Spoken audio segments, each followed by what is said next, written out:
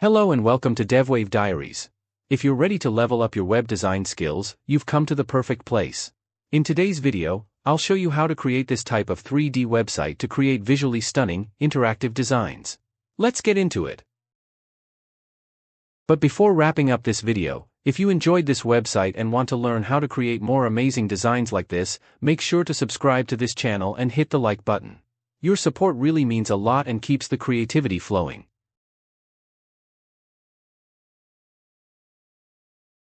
First, let's create a div with the class name page1. Inside this div, add a nav tag. Then, within the nav, create an anchor tag, and inside that, add an h1 tag with the class logo. Finally, type in any text you want for the logo inside the h1 tag. First, let's create a div with the class name page1. Inside this div, add a nav tag. Then, within the nav, create an anchor tag, and inside that, add an h1 tag with the class logo. Finally, type in any text you want for the logo inside the h1 tag.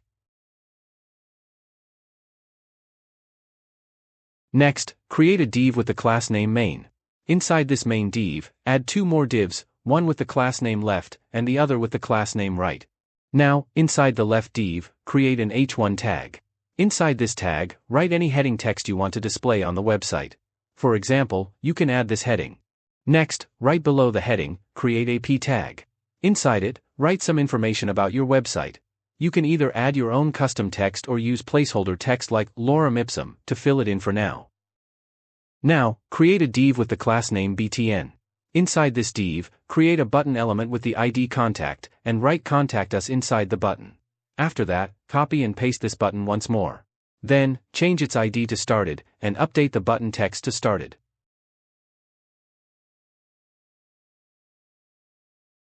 Now open the browser, and you'll see all the texts displayed on the page. Next, we're going to start adding CSS styles to make everything look visually appealing. But before that, you might have noticed the right div we created earlier is still empty. Don't worry, we'll be adding a 3D element inside it using Spline, but we'll do that at the end after finishing all the styling for the website. One more thing, make sure to update the second button text from started to get started for better clarity and a more polished look. Now that we've completed all the HTML structure, it's time to move on to the CSS part where we'll style everything and make the website look clean and modern. Inside this CSS file, you'll notice I've imported something at the very top. That's the Google Fonts import code. I'm using a beautiful font called Yellowtail from Google Fonts to enhance the visual appeal of the website. I'll be sharing the link to this font's webpage in the description of this video so you can easily use it too. Right after importing the font, I added some basic CSS boilerplate code to ensure consistency across all browsers. This includes setting margin, 0, padding, 0, box sizing, border box, and applying a default font family, sans serif. These lines help reset the default browser styles and provide a clean foundation for our custom styling.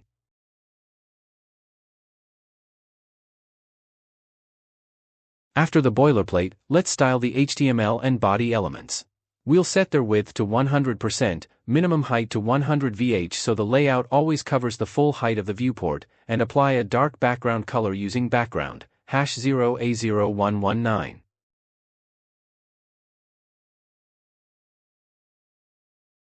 Now let's style the page1 div. We'll set its position to relative so we can position child elements inside it more precisely. Then, we'll set the text color to white so that all the content inside appears in white. Lastly, we'll set overflow to hidden to make sure any extra content going outside the div stays hidden and doesn't break the layout.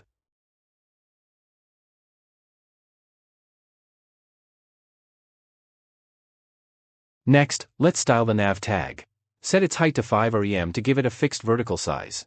Then add padding of 2 rem on top and bottom, and 3 rem on left and right to create some spacing around the content. Use display, flex to align the elements in a row, then use justify content, space between to push the logo and the navigation links to the opposite ends. Finally, set align items, center to vertically center the items inside the navbar.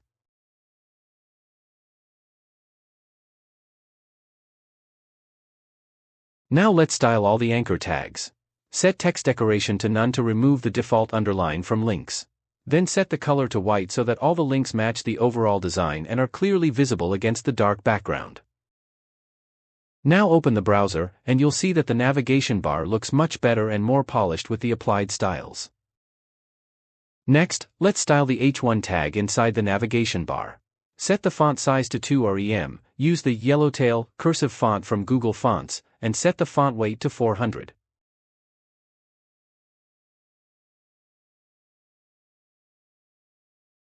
This two-line you will find on Google Fonts website.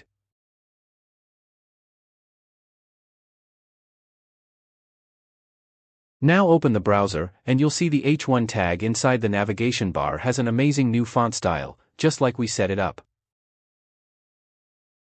Now let's move on to styling the navigation div. First, set its position to relative so that any absolutely positioned child elements will be placed relative to this container. Then, use display flex to align the navigation items in a row. Add a gap of 2 rem to create spacing between each navigation link, and finally, set the z-index to 1 to make sure the navigation stays above other elements if they overlap.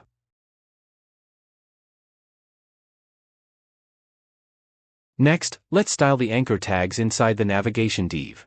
Set the font size to 1.2 rem to make the links slightly more prominent. Then, use text transform, uppercase to convert all the link text into capital letters, giving a more modern and bold look to your navigation.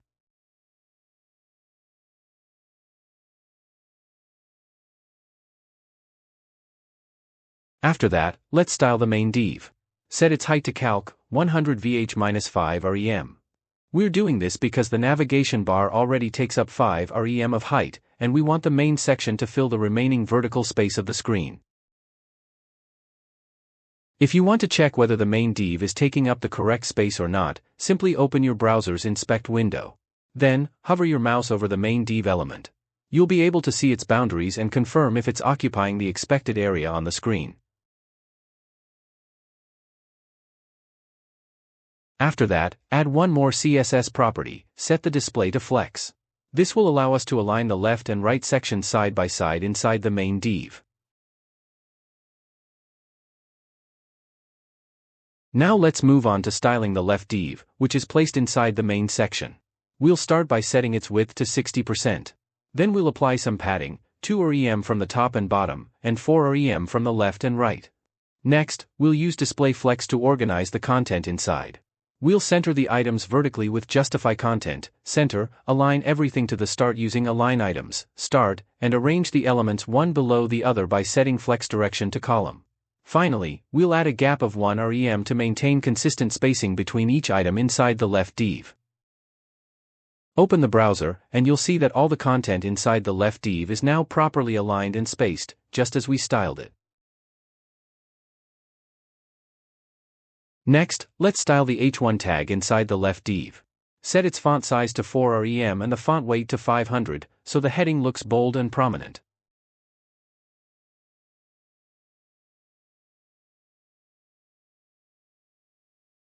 Now, select the paragraph tag inside the left div. Set its width to 80%, font size to 0.9 rem, and change the text color to gray. Finally, apply the Mix Blend Mode property and set it to exclusion to give the text a unique visual blending effect with the background. Now open the browser, and you'll see the paragraph text has taken on a more modern and stylish appearance, blending beautifully with the background. Next, let's style the btn div. First, set its position to relative so we can easily position any elements inside it if needed. Then set display to flex, which will place the buttons side by side in a row. Add a gap of 2 rem to create space between the two buttons. Set margin top to 1 rem to give it some spacing from the paragraph above. Lastly, set z-index to 1 to make sure this button container stays on top of background layers. After that, let's style the buttons with ID contact and started.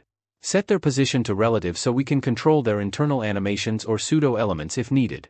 Set the width to 12 rem and add padding of 1 rem 2 rem 1 rem 2 rem to give the buttons a nice, balanced size. Then set the font size to 1.3 rem for better visibility, and use a border radius of 30 pixel to give them rounded edges. Set the background to white and the color to #0b021c to make the text stand out.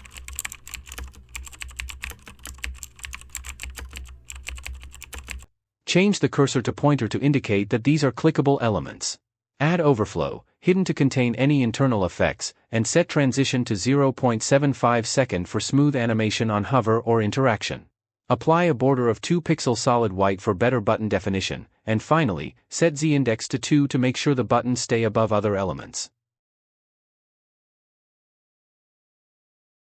Open the browser and you will see that the buttons are now properly styled. They look clean, modern, and have a nice rounded shape. Next, we want to slightly differentiate the second button, the one with the ID started. To do that, set its background to transparent and change its color to white. This will make it visually contrast from the first button, giving it a more minimal and modern transparent look while still maintaining consistency with the overall design.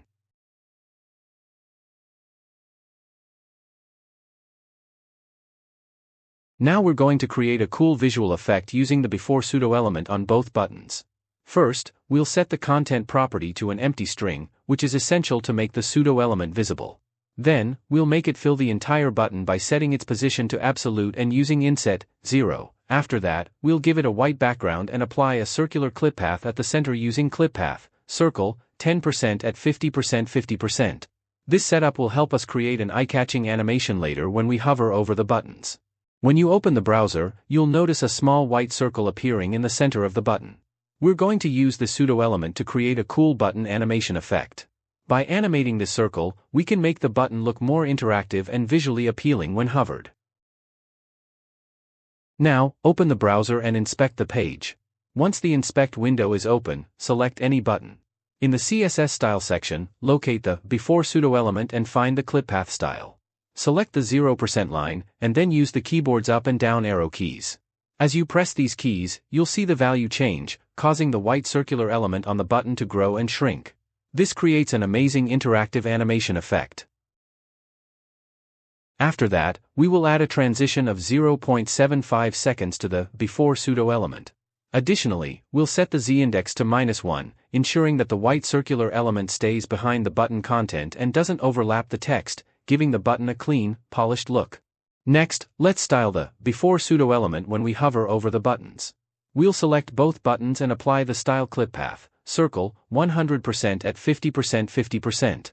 This will expand the white circle to cover the entire button smoothly, creating a beautiful hover animation that makes the button feel more interactive and modern.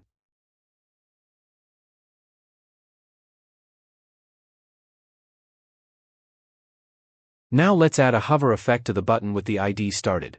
When this button is hovered, we'll change its text color to #0b021c. This will create a nice contrast with the white background that appears during the hover animation, making the text clearly visible and visually appealing.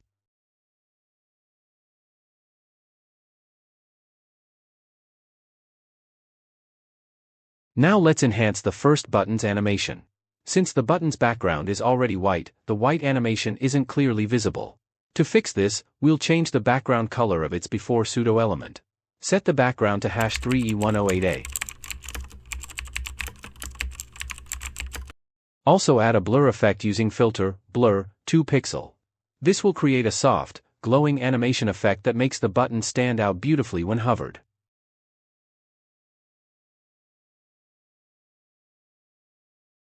Next, let's style the first button when it is hovered. Simply set the text color to white. This will create a nice contrast and make the hover effect visually appealing.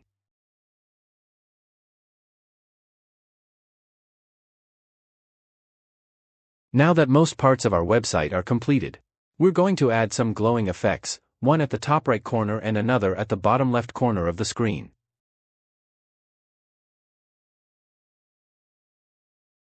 To create the glowing style effect, let's add a before pseudo-element to the page 1 div. We'll start by setting the content property to an empty string. Then, make its position absolute so we can place it freely on the screen. We'll position it 10% from the bottom and shift it slightly outside the left edge using left -5%. Set its width and height to 20 rem, and give it a border radius of 50% to make it a perfect circle. For the glow, use a background color like #8665e4 and apply a heavy blur using filter blur, 500 pixel. This will create a soft, glowing light effect coming from the bottom left corner of the page. Now, open your browser and take a look. You'll see a beautiful glowing effect appearing at the bottom left corner of your website.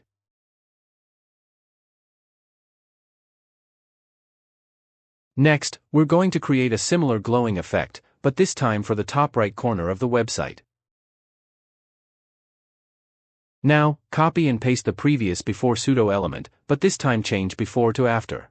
Then update the position values. Instead of bottom -10%, set it to top 10%, and instead of left -5%, change it to right -5%. This will place the glowing effect at the top right corner of the website, giving it a balanced and vibrant appearance. Now we've completed the entire design of our website. The only thing left is to add the 3D element, which will be placed on the right side of the layout. This 3D model will give our website a modern and interactive feel. To add the 3D element into our website, we are going to use a tool called Spline. It's a powerful platform that allows you to create and embed 3D models into your web projects with ease. I'll be sharing the link to the Spline website in the description of this video. From the Spline website, click on the Community option. Here, you'll find a wide variety of pre-built 3D models made by other creators. You can browse through them and choose any model you like. Once you find one that fits your design, you can easily add it to your website. For example, I choose this 3D block.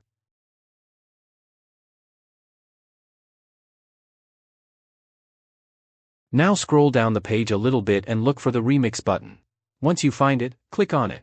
This will open the 3D model in the Spline editor where you can make changes or directly export it for your website. Since we don't want to make any changes, simply click the Export button from the top navigation bar. This will allow you to export the 3D model as a link or embed code that you can use in your website. Now, copy the embed code and close the browser. Next, open your VS Code and go to your HTML file. Then, paste all the copied code before the normal script tag. Here, you'll notice two important things. One is the script tag and the other is the Spline Viewer element. This Spline Viewer is what brings the 3D element into your website, the same one you previewed earlier on the Spline website. Now copy the Spline Viewer element from here, and then paste it inside the right div element of your HTML file. This way, the 3D model will appear inside the right div of your website layout. Also add a ID name 3D on it. Now if you open the browser, you'll notice that the 3D element has been added, but the entire layout has become a bit messy and misaligned. This usually happens when the 3D model's default size or positioning interferes with your current Flex layout. Don't worry, we'll fix this and get the design back in shape.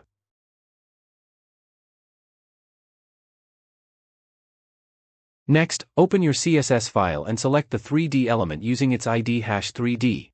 Now, let's add the following styles to it.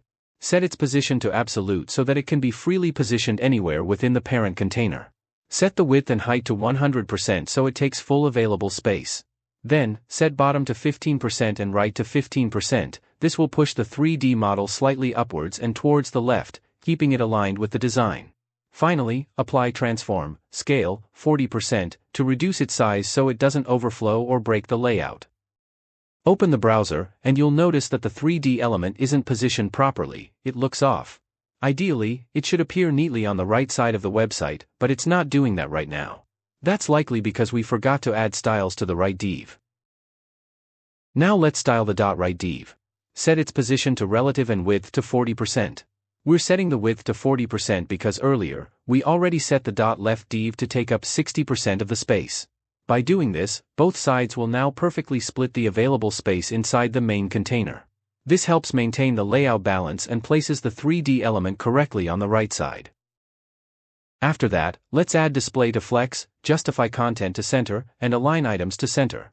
This will center any content inside the .right div both horizontally and vertically. In our case, it will properly position the 3D element in the middle of the right side of the website. Now your layout will look much more polished and balanced. Now you will see we've successfully created an amazing 3D animated website, complete with beautiful colors, glowing effects, and interactive buttons. The overall layout looks clean and modern, and the 3D element on the right adds that extra wow factor to the design.